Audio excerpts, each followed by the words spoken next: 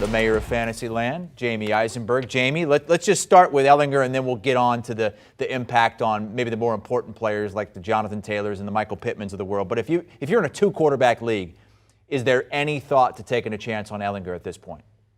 Oh, for sure. First of all, it's good to talk to the governor of Iowa. I think when you look at what the opportunity is, this is a team that struggled to run the ball, which says a lot because they have Jonathan Taylor. And so, Matt Ryan had attempted 37-plus passes in every game so far this season. So unless they're going to get their run game back on track, which is what everybody hopes because of Jonathan Taylor, we're probably going to see him put in some situations to throw a lot. This defense has certainly left a lot to be desired. The offensive line from a run blocking standpoint has left a lot to be desired. And so, in a 2QB league, super flex league, especially when on a bye week, the Patrick Mahomes and Justin Herbert fantasy manager that's probably a little bit desperate could turn to a player like Sam Ellinger. But I think, you're going to have to be in a situation to trust him in his first start.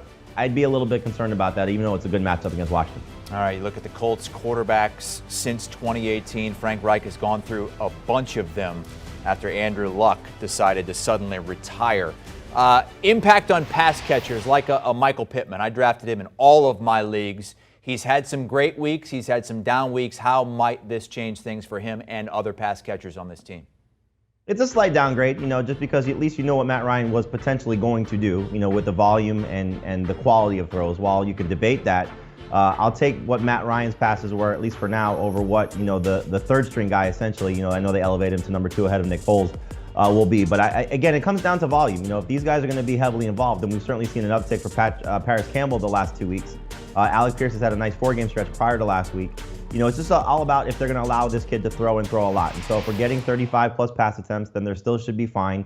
I think you don't look at it necessarily as like, let's go to Pittsburgh, for example, where Deontay Johnson's value has completely fallen off because Kenny Pickett goes to George Pickens. I can't tell you that Sam Ellinger is going to favor Parris Campbell over Pittman or Pierce over both those guys. We just have to see it unfold first. So Pittman will now be, a borderline number 1 receiver going to more of a number 2 receiver. Pierce and Campbell will be more number 3 options at best. And again, great matchup against Washington, so you'll still start them accordingly. But again, we just have to hope that, Sam Ellinger keeps them afloat to the level that Matt Ryan has. What about Hines and Taylor in the backfield, and Taylor specifically, who many took number 1 overall in their drafts? He's 21st in the NFL with under 400 rushing yards. He only has 1 rushing touchdown so far this season. Can it get worse for him?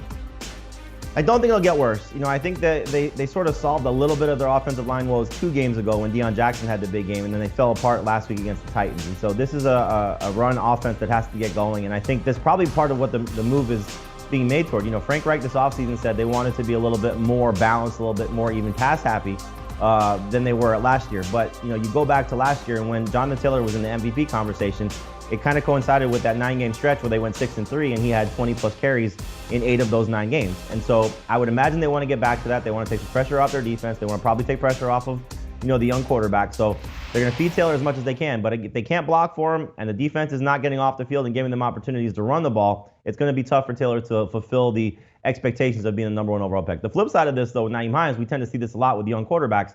The dump off pass to running backs like him are typically something that can make Nyheim Hines' fantasy value a little bit better. So he'd be a hold. Taylor's still somebody that you can possibly trade for on the cheap because of what the upside still is there. But obviously, it's been a frustrating season so far for the entire Colts run game so far. And Matt Ryan is dealing with a shoulder injury. He's not going to practice this week. He wasn't going to play this week regardless, more than likely. But Frank Reich made it pretty clear in the press conference today. He wants it to be Sam Ellinger moving forward. He wants him to take this starting job and run with it the rest of the way. Jamie Eisenberg with a fantasy impact here on HQ.